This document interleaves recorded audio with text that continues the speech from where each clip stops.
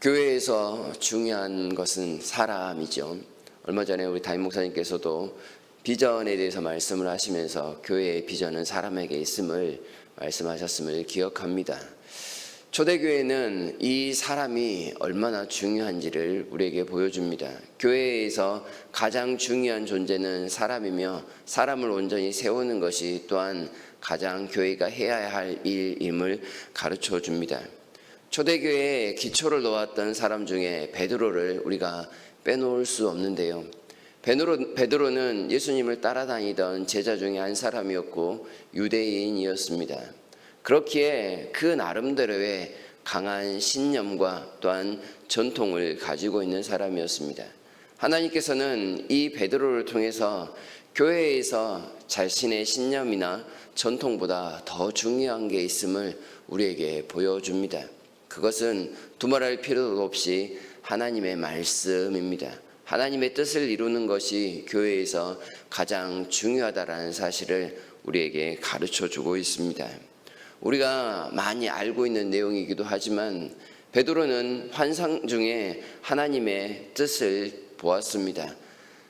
많은 동물들이 보자기에 쌓여 있는 것을 보면서 먹으라 하는 하나님의 음성에 먹을 수 없다라는 그의 답변을 했습니다. 그러자 하나님께서 거룩한 것을 네가 속되다 하느냐, 하나님이 거룩하다 하신 것을 속되다 하지 말라라는 그런 말씀을 주고 받습니다. 이런 일이 3번 있고 나서 이방인 고넬료의 초청을 받아 이방인 고넬료의 집에 들어가 이루어지는 일을 오늘 본문이 기록하고 있습니다. 이 사건에서 베드로가 가장 크게 말하고자 하는 내용은 28절에서 29절일 것입니다. 유대인으로서 이방인과 교제하며 가까이 하는 것이 위법인 줄은 너희도 알거니와 하나님께서 내게 지시하사 아무도 속되다 하거나 깨끗하지 않다 하지 말라 하시기로 부름을 사양하지 아니하고 왔노라. 베드로는 지금 위법을 스스로 알면서도 그 사실을 몸소 행하고 있는 모습을 보입니다. 유대인의 전통에 쌓여서 위법된 일은 스스로 하지 않았던 사람이 바로 베드로였죠. 그럼에도 불구하고 그는 하나님이 부르셨고 하나님이 말씀하시는 일이기에 이 모든 일을 행하고 있노라 스스로 고백하고 있습니다. 얼마 전 겟세마네에서 베드로는 하나님의 말씀대로 순종하는 것이 얼마나 중요한지를 깨달았습니다. 예수님께서 칼로 일어선 자 칼로 망하리라 라는 말씀을 하시면서 베드로의 모든 저항의 모습을 멈추게 하셨습니다. 그리고 주님은 마치 악법도 법이다 라는 말씀에 순종하는 것처럼 그 유대인들의 모든 불법사항에 대해서 이런 방구하지 아니하고 순순히 따라가는 모습을 보이셨습니다. 하나님의 순리에 따르는 삶, 순종하는 것이 무엇인지를 보여주시는 주님의 모습을 보면서 한편으로 베드로는 상당한 충격을 받지 않았을까 생각을 해보게 됩니다. 어떠한 거짓 고소에도 구차히 변명하지 아니하시고 또한 불의한 재판을 받으시면서도 굳이 자기에 대한 변론을 하지 않으셨던 모습, 죄인 중에 괴수처럼 끌려가 고난을 당하시고 죽기까지 하시는 모습을 통해서 과연 하나님께 순종하는 것이 무엇인가에 대한 충격을 받지 않았을까요? 주님은 이러한 모든 상황들을 통해서 하나님의 뜻이 온전히 이루어지는 것, 곧 교회 가운데서 복음을 통하여 사람이 세워지는 것이 가장 중요하다는 사실을 몸소 보여주었습니다. 이러한 사실을 나중에서야 성령 강림을 통해서 온전히 깨닫게 된 베드로, 그 역시도 사람의 법이 중요하기보다는 하나님의 말씀이 중요하다는 사실을 알고 실천하는 데까지 나아갑니다. 그러나 부족함이 여전히 있었습니다. 고넬료의 사건을 통해서 하나님은 베드로에게 2가지를 말씀을 하십니다. 먼저는 우선순위를 깨닫기 위해서 자신의 신념과 복음 중에 무엇이 더 중요하냐라는 질문을 던지고 계시는 것 같습니다. 베드로는 부활하신 예수님을 만났습니다. 그리고 또한 성령께서 자신에게 오셔서 사람들에게 가르치고 복음의 능력이 얼마나 대단한지를 보여주는 일들도 경험하였습니다. 그러나 그에게 여전히 신념이 있었습니다. 거룩한 것은 거룩하고 속된 것은 속된 것 뿐이다. 여기에 차이는 없다라는 사실. 이 사실에 있어서도 사람에 있어서도 이러한 동일한 사실을 부여하고 있었던 것입니다. 그러나 하나님은 그런 베드로의 개인적인 신념이 될 수 있는 그 상황들을 환상을 통해서 깨뜨렸습니다. 그리고 그 신념은 이방인들도 아끼지 아니하시고 하나님의 품으로 불러내시는 그 모습을 분명히 보여주고 계심을 나타내 주십니다. 비록 베드로가 공회의 명령과 하나님의 뜻 사이에서 공회의 명령을 버리고 하나님의 뜻에 순종하는 모습을 이미 보이기도 하였습니다. 그러면서 사람들에게 이야기하였죠. 하나님의 뜻을 이루는 것과 사람의 명령을 듣는 것 중에 어느 것이 더 중요하냐라는 말을 하면서 과거의 베드로와는 조금 다른 모습을 분명히 보였습니다. 분명히 사람들에게 위법을 행하면서도 복음 전하는 것이 더 중요함을 나타내어 주었지만 하나님은 이 정도의 수준에서는 베드로에게 부족하다라는 것을 말씀하고자 하셨습니다. 아직 그가 깨뜨리지 못한 것, 그것은 바로 유대인으로서 가지고 있는 강한 전통, 그 신념이었습니다.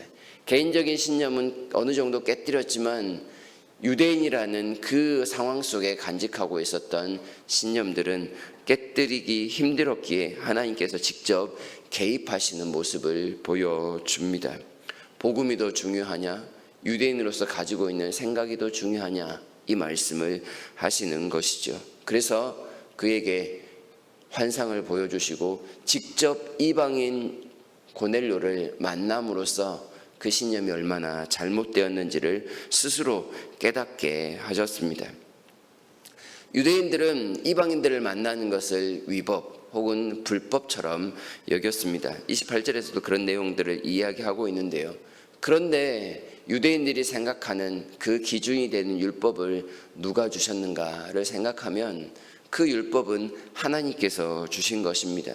물론 이방인들을 함부로 차별하라라고 하는 내용은 없습니다. 단지 이방인들과의 통혼을 자제하라 혹은 멀리하라라는 말씀을 확대 해석하여 이방인들과의 모임 자체, 교제 자체를 불법시 여기고 있었던 것이 그들의 잘못이었습니다.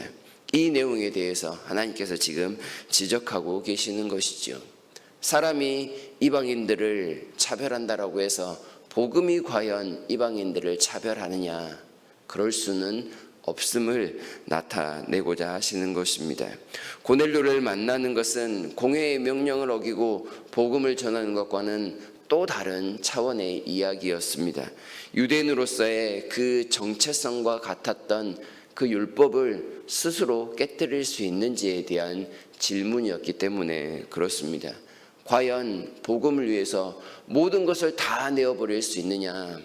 사도 바울이 빌립보서에서 고백하고 있는 것처럼 복음을 위해서 하나님의 뜻을 위해서 우리가 그동안 갈고 닦았던 모든 실력이나 모든 생각이나 모든 사상까지도 다 내놓을 수 있는지 베드로에게 요구하고 계시는 것입니다. 하나님은 분명하게 말씀을 하시죠. 내가 거룩하다 한 것을 너희가 어찌 속되다 하느냐.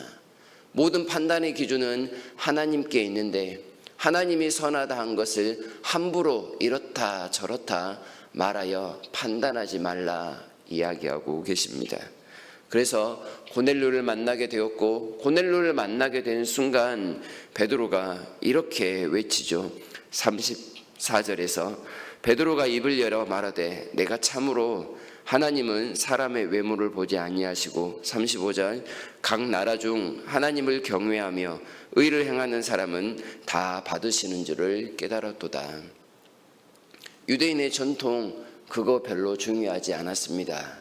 복음이 더 중요했고 하나님께서 한 사람을 얼마나 소중히 여기시는지 그 사실을 다시금 깨닫게 되었습니다.